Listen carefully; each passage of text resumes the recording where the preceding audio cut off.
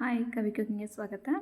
ಬನ್ನಿ ಇವತ್ತು ಸಾಫ್ಟ್ ಆದಂಥ ಇಡ್ಲಿ ಮತ್ತು ಪುದೀನ ಚಟ್ನಿ ಹೇಗೆ ಮಾಡೋದು ಅಂತ ನೋಡೋಣ.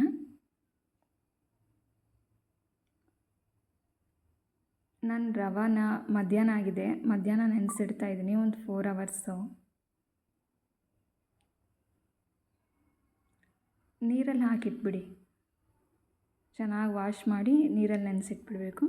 ಆಮೇಲೆ ಉದ್ದಿನಬೇಳೆ, ನಾನಿಲ್ಲಿ 1.5 ಕಪ್ ರವೆ ತೊಗೊಂಡಿದ್ರೆಗಿನ 3/4 ಕಪ್ನಷ್ಟು ಉದ್ದಿನಬೇಳೆ ತೊಗೊಂಡಿದ್ದೀನಿ. ಆಮೇಲೆ ಸ್ವಲ್ಪ ಸಬ್ಬಕ್ಕಿ ಒಂದು 1/2 ಕಪ್ನಷ್ಟು ತೊಗೊಳ್ಳಿ. ಅದನ್ನು ನೀರಿನಲ್ಲಿ ಚೆನ್ನಾಗಿ ವಾಶ್ ಮಾಡಿ ನೆನೆಸಿಟ್ಬಿಡಿ. ನೋಡಿ, ಇಲ್ಲಿ ನೈಟ್ ನಾನು ರುಬ್ತಾ ಇದ್ದೀನಿ, ಎಲ್ಲ ಚೆನ್ನಾಗಿ ಸಾಫ್ಟಾಗಿ ರುಬ್ಕೊತಾ ಇದ್ದೀನಿ.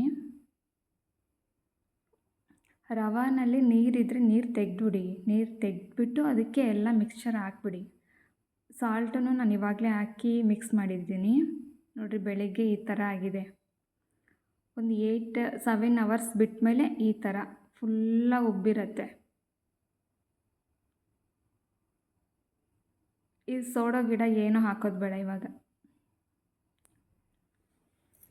ತುಂಬಾ ಸಾಫ್ಟಾಗಿರ್ತವೆ, ತುಂಬ ಚೆನ್ನಾಗಿರ್ತವೆ.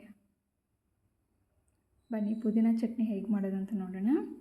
ಶೇಂಗಾ ಬೀಜ ನಾನಿಲ್ಲಿ 1 ಕಪ್ನಷ್ಟು ತೊಗೊಂಡಿದ್ದೀನಿ. ಚೆನ್ನಾಗಿ ಬಿಸಿ ಮಾಡ್ಕೊಳ್ಳಿ.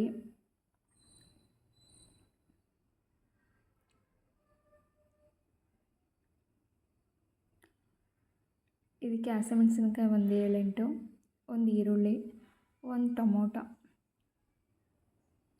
ಇದನ್ನು ಅಷ್ಟೇ ಸ್ವಲ್ಪ ಎಣ್ಣೆ ಹಾಕ್ಕೊತ ಫ್ರೈ ಮಾಡ್ಕೊಳ್ಳಿ. ಹಸಿಮೆಣಸಿನಕಾಯಿನೂ ಅಷ್ಟೇ ಅದೇ ಥರನೇ ಬಿಸಿ ಮಾಡ್ಕೋಬೇಕು. ಟೊಮೊಟೊನೂ ಹಾಗೆ ಬಿಸಿ ಮಾಡ್ಕೊಂಡ್ಬಿಡಿ.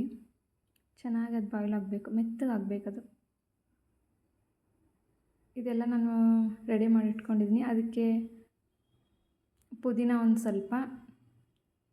ಈ ಪುದೀನ ನೀವು ಜಾಸ್ತಿ ಹಾಕಿದ್ರೇ ಟೇಸ್ಟು, ಆದರೆ ಇದು ಎಷ್ಟು ಜಾಸ್ತಿ ಹಾಕಿದ್ರೂ ಅದು ಉರಿಯುವಾಗ ಸ್ವಲ್ಪನೇ ಆಗಿಬಿಡುತ್ತೆ. ಆಯಿಲ್ ಹಾಕ್ಕೊಂಡು ಬಿಸಿ ಮಾಡ್ಕೊಳ್ಳಿ.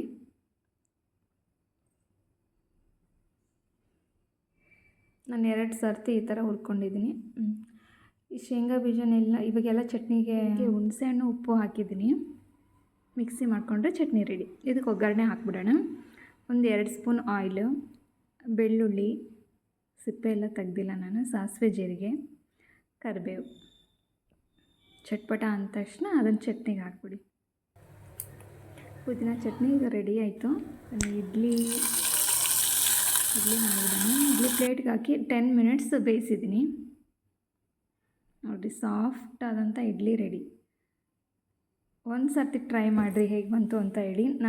ನಮ್ಮ ಚಾನಲ್ಗೆ ಹೊಸಬರಾಗಿದ್ದರೆ ಲೈಕ್ ಮಾಡಿ, ಶೇರ್ ಮಾಡಿ, ಸಬ್ಸ್ಕ್ರೈಬ್ ಮಾಡಿ. Thanks for watching. ಬಾಯ್.